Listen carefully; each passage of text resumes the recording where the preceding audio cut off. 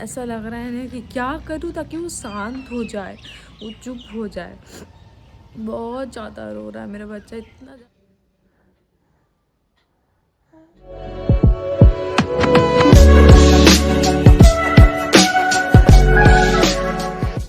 Hello everyone, good morning. तो अभी 8 बज रहे हैं सुबह के और मैं छत पे आके बैठी हूँ। क्या बोलूँ, समझ में नहीं आ रहा है कुछ भी।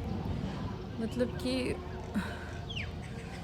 बापू रात भर नहीं सोया है। मतलब पता नहीं क्या जो हो गया है, उसे समझ में नहीं आ रहा है। इतना ज़्यादा रो रहा है, इतना ज़्यादा रो रहा है ना कि उसे देखकर ऐसा लग रहा है ना कि क्या करूँ ताकि वो शांत हो जाए, वो चुप हो जाए। बहुत ज़्यादा रो रहा है मेरा बच्चा, इतना ज़्यादा रो रहा था ना कल, क्या बताऊँ।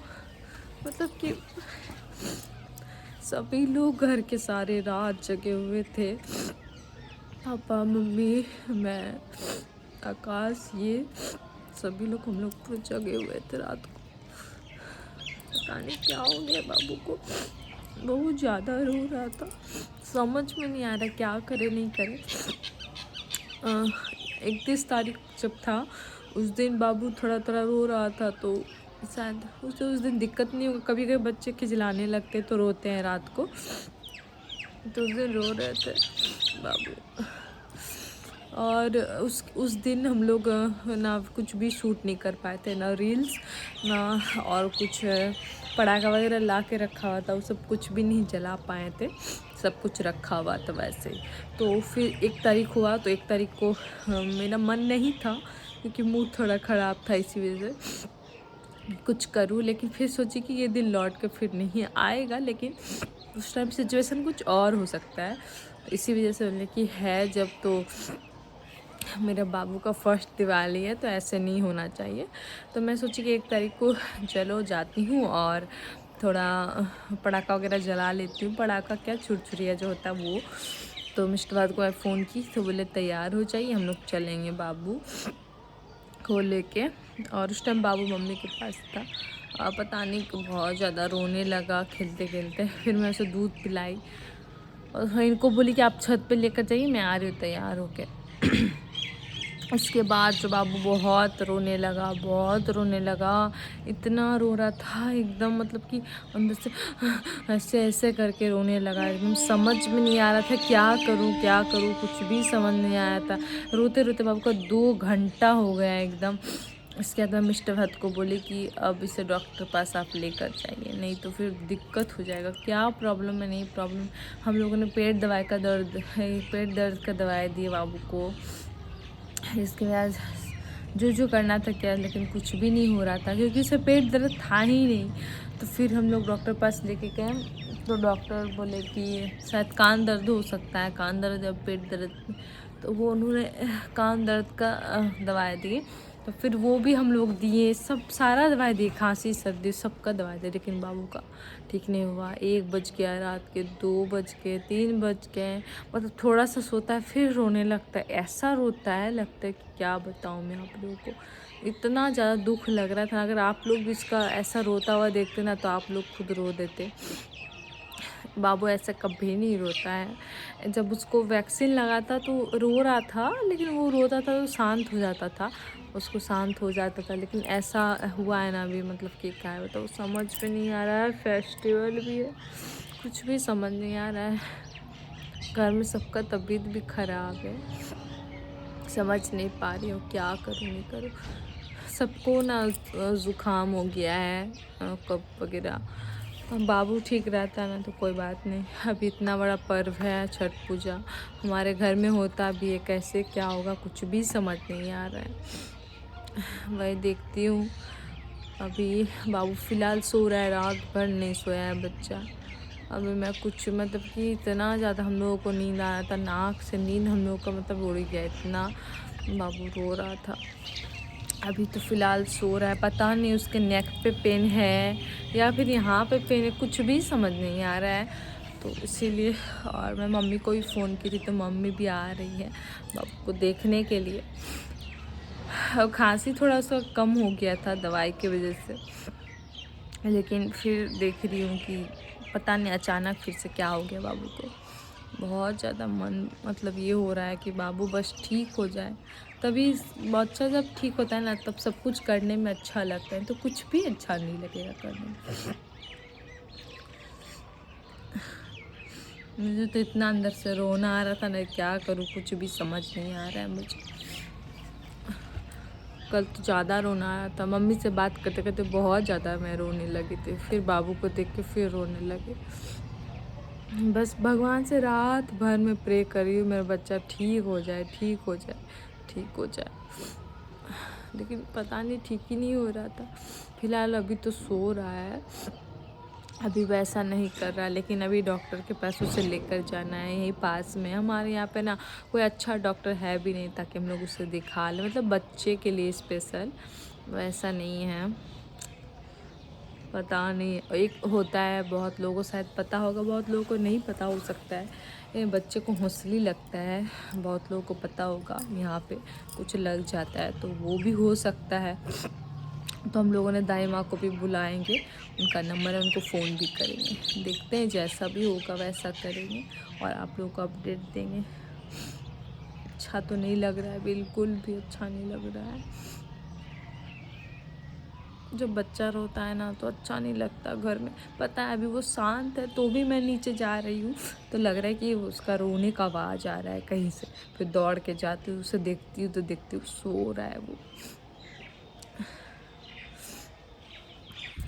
तो यहाँ सुबह का वक्त हो रहा था और हम ये तो थोड़ा सा सोए थे रात को, तो यही दे रहे थे दवाई बाबू को सुबह सुबह उठ के।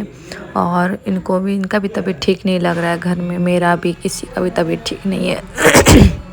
और यहाँ पे बाबू को मैं सुला रही थी अपने गोद में। उसे गोद में जैसे रखती हूँ तो उसे प्रॉब्लम होने लगता है, तो रोने लगता है ज़ोर ज़ोर से, बहुत तेज़ से रोता है। ऐसा रोता है ना, कपस कपस के रोने लगता है। उसको रोना देखकर ना आपको रोना आ जाएगा। रात को तो ऐसा लग रहा था ना कि क्या हो गया समझ में नहीं आ रहा है, लेकिन एक्चुअली में से हुआ था क्या वो आप लोग को वीडियो में पता चलेगा। और अगर मतलब कोई नई माँ बनी है या फिर बनने वाली है तो कुछ बातों का आप लोग ध्यान ज़रूर रखिएगा, वो मैं आप लोगों को अच्छे से बताऊंगी, बहुत ज़रूरी है वो बात आप लोगों को याद रखना। और हर चीज़ का एक एक चीज़ का दवाई रखना, और मैं बता देती हूँ आपको क्या क्या आपका दवाई रखना है, अच्छे से बता देती हूँ डिटेल्स में, और क्या क्या प्रॉब्लम हो सकता है वो भी बता दूँगी मैं आप लोगों को। हे गाइस, तो मेरी मम्मी आई है, बाबू के बारे में सुनी इसीलिए, और बाबू का गला में ही लगा है जिसे हौसली बोलते हैं। बहुत लोगों को पता है कि नहीं, लेकिन वही लगा है शायद। तो अभी मम्मी जी बाबू को लेकर गई है पास में, वो छुड़ाने आता है तो उसके पास गई है। देखती हूँ बहुत रोने वाला है वो, पता है मुझे, इसलिए मैं बोली हम तो नहीं जाएंगे, आप लोग जाइए। और वो छुड़ाने से रोता ही है बच्चा, फिर ठीक हो जाएगा, कोई बात नहीं, थोड़ा सहना पड़ेगा।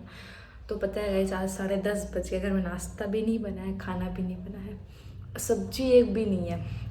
तभी मिस्टर हज जा रहे हैं सब्जी लाने के लिए, तब तक मैं दाल चावल जल्दी चढ़ा देती हूँ, फिर मिलूँगी आप लोगों से। आएगी बाबू मम्मी को लेके तब दिखाऊँगी। और यहाँ पे मम्मी आ गई थी तो बाबू के साथ खेल रही थी, और बाबू को कमर में काला डोरा पहना रही थी, और पैर में तो पहना नहीं सकी, बाबू रोने लगा था क्योंकि उसे दिक्कत हो जाता है, मतलब कि बुखार या फिर उसे सिर दर्द ये सब होने लगता है। तो आप हमेशा एक बात का याद रखिए कि आप हर घर में हर एक चीज़ का दवाई रखिए बच्चे के लिए। तो मम्मी आ गई है और गुल्लू के साथ है अभी, और गुल्लू को कमर का जो डोरा है वो बना रही है, बांध रही है। थोड़ा सा मेरे पास काला धागा था तो वो मम्मी को नहीं दे दिया, तो मम्मी उसे से बाबू को बना दे रही है। और अभी बाबू ठीक है, मतलब बहुत ज़्यादा उसको वो लग गया था, मतलब उसे बोला था नस पे नस चढ़ जाता है ऐसा किसी भी। तो मम्मी आई तो मम्मी बोली कि तुम लोग थक गई है, रात को सोई नहीं है, तो मैं बना देती हूँ। तो मम्मी साग बना दिए पालक का। मम्मी को मैं बोली कि बाबू के पास आई हो तुम, तो बाबू को देखो मैं बना दूँगी, तो भी मम्मी बोली कि नहीं तुम सब्जी छोड़ दो और आ जाओ, मैं बना दूँगी। ठीक है, तो हम लोग चरचड़ी बोलते हैं, तो वो बना रही है मम्मी, थोड़ी बंगला में सब कुछ डाल के। और सरसों डाला जाता है इसमें चरचरी में, तो वो बना रही हूँ। सीम बैगन सब कुछ डाल के वो बन जाएगी। मैं बोले मैं बना दूँगी, बोले ठीक है मैं तैयार कर देती हूँ, आप बना देना। मम्मी को घर भी जाना है, मेरी बहन है अकेले घर पे, भाई बहन पापा है फिलहाल, पापा रात को ड्यूटी पे चले जाते हैं, इसलिए मम्मी चली जाएगी शाम को, नहीं रहेगी। फिर छठ है तो आएगी उस टाइम पे। और हमारे साथ गुल्लू खेल रहा है और मम्मी यहाँ पे हेल्प कर दे रही थी क्योंकि सभी का तबीयत अच्छा नहीं था। मम्मी भी रात भर नहीं सोई थी, मैं भी नहीं सोई। मम्मी बोली कि लाओ मैं खाना वाना बना देती हूँ, सब कुछ कर देती हूँ। तो मम्मी सब्जी काटी और यहाँ पे सब्जी भी बना रही थी। मैं दाल चावल बना ली थी, मम्मी साग बना दी थी, सब्जी बना दी थी और मम्मी चली भी गई। मम्मी को जाना था घर, आई थी सुबह, बाबू के बारे में सुनते ही मम्मी निकल गई थी घर से। इसके बाद मम्मी को घर भी जाना था क्योंकि मेरी बहन भाई अकेले थे, पापा काम पे जाएंगे। और मेरा हालत देखिए कैसा हो गया है, मतलब सोई नहीं हूँ ना रात को, इसलिए आँख एकदम पूरा मतलब काला काला लग रहा है आप लोगों को आँख के नीचे। और मम्मी यहाँ पे एक छोटा सा बैग लेकर आई थी घर से। तो मम्मी चली गई है घर और मम्मी का ट्रेन भी छूट गया। मम्मी हपसते हपसते मतलब एकदम मम्मी को प्रॉब्लम हो गया, शाम हो गया मम्मी को घर पहुँचते हुए। शाम अभी 6:30 बजे घर पहुंच गई है मम्मी। मम्मी को भी टेंशन हो रहा है बहुत ज़्यादा बाबू का, मतलब सभी को हो जाता है। मेरे पापा भी 12 फ़ोन करके पूछ रहे हैं मेरे से, तो आप लोग को अपडेट दे दूँ। बाबू फ़िलहाल अभी ठीक है और उसे बुखार आ जा रहा है, भगवान करे उसे ठीक कर दे। तो हम लोग फेस्टिवल भी कुछ नहीं कर पाएंगे, हम लोग कुछ नहीं मना पाएंगे। उसे डॉक्टर के पास भी लेकर जाना है, रामपुर हाट लेकर जाऊंगी बंगाल वही। और फिर देखती हूँ जैसा होगा, भगवान से आप लोग प्रे कीजिए मेरा बच्चा जल्दी ठीक हो जाए क्योंकि उसका हालत देखा नहीं जा रहा है। मेरा बच्चा हमेशा खेलते रहता है, हंसते रहता है, बोलते रहता है, लेकिन आज ऐसा आ गया है ना, किसी को देख भी नहीं रहा है, आँख उठा के पूरा आँख ऐसे हो जा रहा है उसका। रो रहा था रात को, लेकिन अभी फ़िलहाल ठीक है। तो छठ मैया मेरे बच्चे को जल्दी ठीक कर दीजिए ताकि हम लोग आपका जो पूजा है बहुत अच्छे से कर सके, बहुत मज़े से, मतलब मस्ती कर सके। नहीं तो फिर कुछ भी नहीं होगा, मेरा बाबू ठीक नहीं होगा तो चलिए। तो मन नहीं करता है, बच्चा का जब तबीयत खराब तो कुछ भी करने को मन नहीं करता है। तो चलिए आज के ब्लॉग को यहीं पे एंड करते हैं, फिर मिलेंगे कल एक न्यू वीडियो के साथ। तो कमेंट कीजिएगा बाबू के लिए प्यारा प्यारा। तो अभी के लिए बाय।